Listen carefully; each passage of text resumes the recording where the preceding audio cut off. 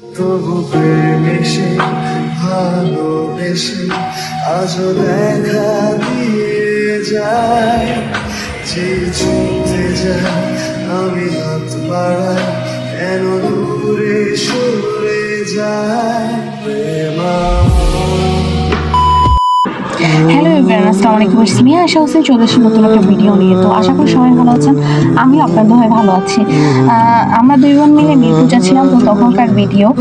অনেকদিন হচ্ছে পুকুর তো খেতে যায় না, তো এই কারণে আর কি যাওয়া মিরপুরে।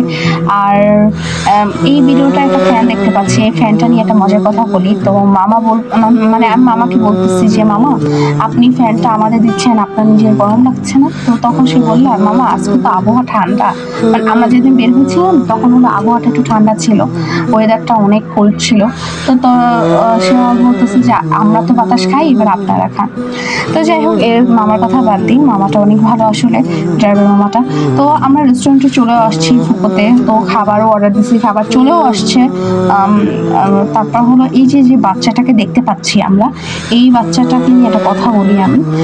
এই বাচ্চাটা হলো এই গেমটা খেলার জন্য ও ফুকু রেস্টুরেন্টে চলে আসছে।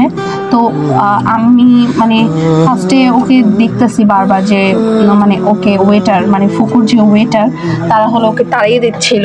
তো আমার না খুব খারাপ লাগতেছিল, আমিও ছিলাম, বোনও ছিল। তো বোন বলতেছে যে বাচ্চাকে তাড়িয়ে দিচ্ছে নাকি ও কিছু নিতে আসছে বা খাবার খেতে আসছে। তো আমি ভাবছি যে ও খাবার খেতে আসছে বা কিছু। তো তারপর হলো আমি ওয়েটারকে বললাম যে বাচ্চাটাকে এখানে পাঠিয়ে দেন। তারপর ওকে আমি ডাকলাম, তো ওয়েটার ফার্স্টে তাকিয়েছিল যে আমি ওকে ডাকছি কিনা। পরে বাচ্চাটাকে আমি ডাকার পর ওকে পাশে নিয়ে বসলাম। তারপর হলো ওকে জিজ্ঞাসা করলাম যে তুমি কিসের জন্য আসছো। পরে ও বলতেছে যে এই গেমটা খেলার জন্য। পরে আমি বলতেছে তুমি কিভাবে জানলা যে এখানে এই খেলাটা খেলে। পরে ও বলতেছে যে ও হয়তো কোনো একদিন আসছিল এখানে, তো ওই দরজার যে মানে গেটটা আছে আর কি, তো ওই থাই গ্লাস থেকে ও দেখছে এই গেমটা। ওকে দেখে হয়তো আমাদের অনেক কিছু শেখা উচিত, সব কিছুর জন্য আলহামদুলিল্লাহ বলা উচিত। ও এতটুকু বয়সে ওর সংসারে দায়িত্ব নিতে শিখে গেছে। ওর আসলে যাই হোক, বাদাম চাল ভাজা এসবও বিক্রি করে। আমি ওকে দেখে কিছুক্ষণ তাকিয়েছিলাম যে এতটুকু বয়সেও কিভাবে সবকিছু মেনটেন করে। যাই হোক, সব কিছুর জন্য আলহামদুলিল্লাহ। তারপর চলে গেল, মানে আমি ওকে বললাম যে আর কিছুক্ষণ থাকো। তো ও বললো যে ওর মানে ওইগুলো বিক্রি করতে হবে। তো তারপর ও খাওয়া দাওয়া করে বেরিয়ে গেল।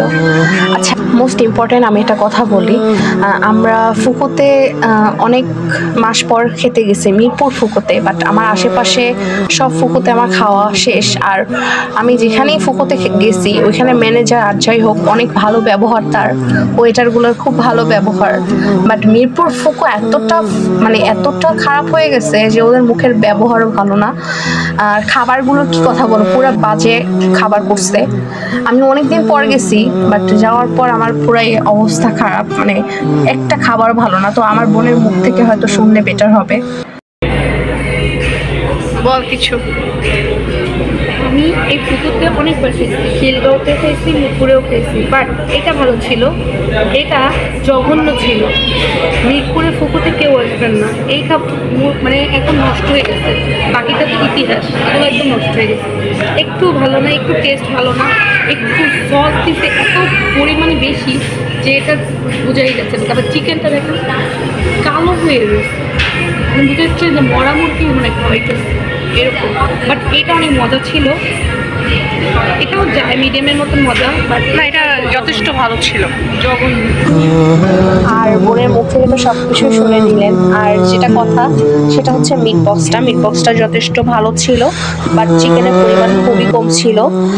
আলু দেওয়াটা মানে আলুটাই বেশি ছিল, পটেটোটাই বেশি ছিল।